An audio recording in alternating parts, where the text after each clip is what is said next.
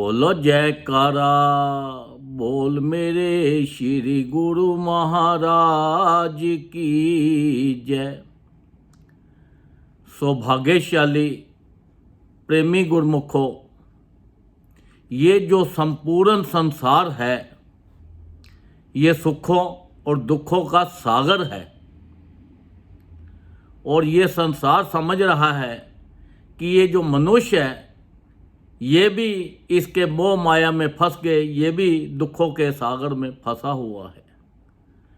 पर ये ऐसा नहीं है, क्योंकि प्रकृति जब जीव को जन्म देती है, संसार में मनुष्य रूप लाती है, तो उस टाइम उसके पास कोई भी चीज़ नहीं होती, ना काम, ना क्रोध, ना लोभ, ना मोह, ना अहंकार, ना ईर्ष्या।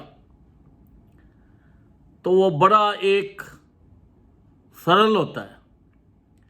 तो जब जैसे जैसे वो बड़ा होता है तो वो शक्तिवान बनने की कोशिश करता है कि मैं बहुत शक्तिवान बन जाऊं, बहुत अमीर बन जाऊं, बहुत बड़ा आदमी बन जाऊं। तो ये जितनी भी चीज़ें हैं, काम, क्रोध, लोभ, मोह, अहंकार, ईर्ष्या, ये इंसान मनुष्य खुद ही इनको प्रकट कर लेता है। जब प्रकट कर लेता है तो वो भी एक दुखों के सागर में फंस जाता है। वो अपने लिए सोचता तो है कि मैं सुखों का साधन बना रहा हूँ, पर सुखों का नहीं, वो दुखों का अपने आप बन जाता है। सुखों का साधन करने के लिए उसके लिए हमें पहले पाठशाला जाना पड़ेगा, जहाँ से हमें पता लगे, हम पढ़ाई करें कि सुखों का सागर कैसे हम जाए, कैसे हमें मिले। तो वो तो हमें संसार के अंदर जो संत महापुरुष हैं उनकी चरण शरण में जाना पड़ेगा। उन्होंने जो सत्संग आश्रम बनाए हुए हैं वो आश्रमों में जाना पड़ेगा। जब हम वहाँ पे जाएंगे, अच्छे अच्छे लोगों से मिलेंगे, अच्छी बातें करेंगे, भजन सुनेंगे, सत्संग करेंगे, श्री गुरु महाराज जी से उपदेश लेंगे, उनका नाम लेंगे, और जब नाम को जपेंगे तो फिर जाके हमारे अंदर वो पावर आएगी और सुखों का सागर हमें मिलेगा। क्योंकि ये नाम की कमाई जो है यही हमें सुखों के सागर के पास पहुंचा सकती है और यही हमें सरल बना सकती है। जो सरल है ये संसार के अंदर सुखों के सागर में ले जाने वाला है। और सबसे बड़ा मंत्र जो है वो यही है कि इंसान को सरल बनना। तो देखो हमारे लिए तो देखो संत महापुरुषों ने तो बड़ी हमारे ऊपर कृपा कर दी, हमें नाम भी दे दिया, हमारे लिए पूरे इंटरनेशनल पूरे वर्ल्ड में सत्संग आश्रम बना दिए। तो हमारी भी ड्यूटी बनती है कि हम इस पाठशाला में जाकर वहाँ की पढ़ाई करें, भजन करें, ज़्यादा से ज़्यादा उनके हुक्म में चलें, उनके नियमों का पालन करें, ताकि हमारा जो मनुष्य देह है वो सफल हो जाए, हम दुखों के सागर से छूटकर सुखों के सागर में पहुंच जाए। अब एक बार श्री गुरु महाराज जी, पंचम पातशाही जी श्री गुरु महाराज बैठे थे दर्शन हाल में, तो उन्होंने सबको कागज़ और पेंसिल बंटवा दी और सबको बोला भाई लिखो इसके ऊपर सबसे ज़्यादा कीमती चीज़ क्या है। अब वो कीमती चीज़ किसी ने धन लिखा, किसी ने प्रॉपर्टी लिखी, किसी ने शरीर लिखा, किसी ने हाथ पांव लिखे, किसी ने आंखें लिखी, किसी ने कान लिखा, किसी ने नाक लिखा। सब ने अपनी अपनी तरफ से सब चीज़ें जो है वो लिखी, किसी ने श्वास लिखे, किसी ने बहुत कुछ, सब ने अपनी अपनी चीज़ें लिखी। तो श्री गुरु महाराज जी ने बताया, महात्मा जी जब पढ़ के बताओ क्या क्या लिखा है। उन्होंने सबका बताया। तो तब श्री गुरु महाराज जी ने फरमाया कि देखो ये जो चीज़ें आपने लिखी है ये सब संसारिक है। सबसे जो बड़ी चीज़ है वो समय है। जो समय एक बार निकल गया वो दोबारा नहीं आने वाला।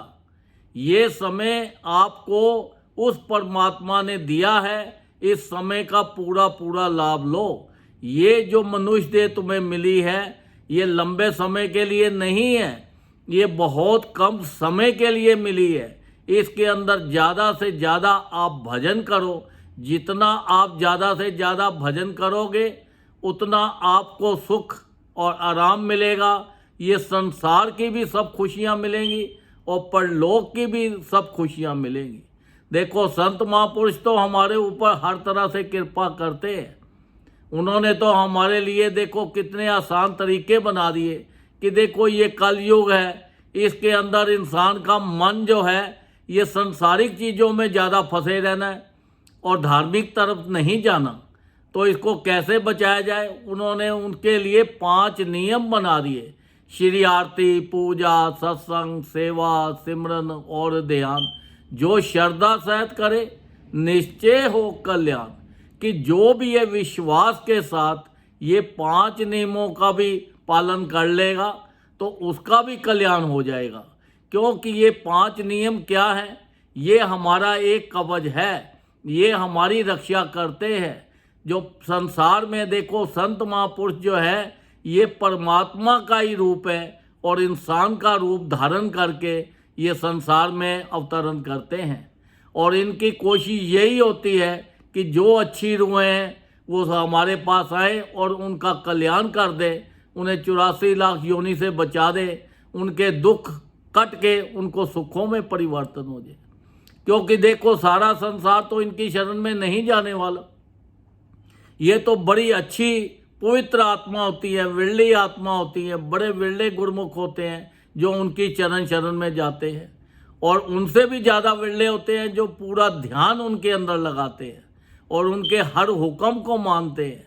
तो जो उनके हुक्म को मानता है उनकी तरफ हर चीज़ को उनका ध्यान रखता है, सेवा करता है जितनी ज़्यादा से ज़्यादा तन से, मन से, धन से और विश्वास करके जब आप उसके अंदर समा जाओगे तो फिर देखो आपको कितना आनंद आएगा। आपको ऐसा लगेगा कि हम आनंद धाम में बैठे हैं, सचखंड में बैठे हैं। अगर आपने दिखावटी सेवा की ऊपर से जाके तो देखो हमने धन बहुत दे दिया, 10 लोगों को दिखाया, तो उसका कोई फायदा नहीं है। आप चाहे वहाँ पे थोड़ी सेवा करो या बहुत ही करो या जैसी भी करो, सब अपने मन से करो, विश्वास के साथ करो। ऐसा लगे कि ये जो जहाँ पे आप आए हो ये पाठशाला के अंदर आपने यहाँ से फर्स्ट नंबर लेना है, सेकंड भी नहीं लेना। तो ये तो देखो ये पाठशाला जो हमें मिली है ये हमारे बड़े पिछले जन्मों के अच्छे संस्कार हैं। उस परमात्मा की हमारे ऊपर बड़ी अपार कृपा हुई है। तो देखो तब जाके ये पाठशाला मिली है। सभी को पाठशाला नहीं मिलती। जब तक बच्चा पढ़ता नहीं है स्कूल में जाकर तो उसको डिग्री नहीं मिलती। तो हमारी तो डिग्री यही है कि हम ये दुखों से छूट के, दुखों के सागर से बच के सुखों के सागर में चले जाएं, आनंद धाम में चले जाएं। तो देखो हमारे ऊपर तो इतनी कृपा है, तो हमारी भी ड्यूटी बनती है कि हम ज़्यादा से ज़्यादा भजन करें। जितना ज़्यादा भजन करेंगे, जितनी ज़्यादा पढ़ाई करेंगे, उतने ज़्यादा हमारे नंबर आएंगे। तो उतना ही हमें संसार की भी खुशियाँ मिलेंगी और परलोक की भी हमें खुशियाँ मिलेंगी। जहाँ पे भी हम संसार में जाएंगे हमारे लिए हर चीज़ ऐटोमेटिक अपने आप मिलती चली जाएगी। क्योंकि ये रिद्धियाँ सिद्धियाँ जितनी भी हैं ये सब परमात्मा के हाथ में है। ये उनकी सेवादार है। जो उनके सेवादार होते हैं, गुरमुख होते हैं, तो संत महापुरुषों की यही इच्छा होती है कि जो भी हमारी चरण शरण में आ गया है उसकी हर तरह से रक्षा हो, हर तरह से उसको खुशी मिले, हर तरह से जो भी वो मांगता है उसको मिले, हर तरह से उनकी हर तरह से वो ध्यान रखते हैं संत महापुरुष। तो देखो जब वो हमारा इतना ख्याल रखते हैं तो हमारी क्या ड्यूटी है? हमारी ड्यूटी भी है कि हम उनके नियमों का पालन करें। जैसे एक माँ बाप होते हैं, अब माँ बाप को पता होता है कि मेरे बच्चों को क्या चाहिए। वो अपने बच्चों के लिए बिना मांगे, बिना सोचे समझे वो ला के, चाहे वो आप खुद तकलीफ में भी क्यों भोगे, पर अपने बच्चों को हर चीज़ देता है। ऐसे ही संत महापुरुष देखो अपने शरीर पर कष्ट सहकर पूरे देश विदेश जाते हैं, पूरी हर जगह पे जाते हैं, जाके वहाँ पे उनको दर्शन देते हैं, उनके घर बैठे उनको दर्शन देते हैं। देखो उनकी कितनी अपार कृपा है। जब इतनी अपार कृपा है तो हमें भी उसका पूरा पूरा लाभ लेना है।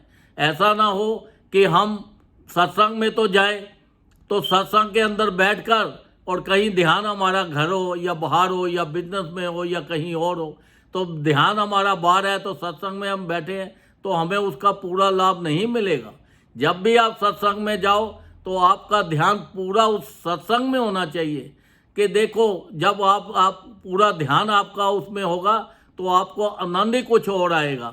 अब देखो, संसार के अंदर जैसे भी आप गर्मी में कहीं धूप में जा रहे हो, तो जैसे ही आप धूप में जाते जाते बड़े परेशान हो जाते हो, तो आप क्या सोचते हो कि हमें कोई दरख्त मिल जाए, कोई ट्री मिल जाए, उसकी छाया में थोड़ी देर आराम कर ले। जैसे ही आप उसकी छाया मिलती है तो आप उसके अंदर जब आराम करते हो तो देखो कितना आपको आनंद आता है।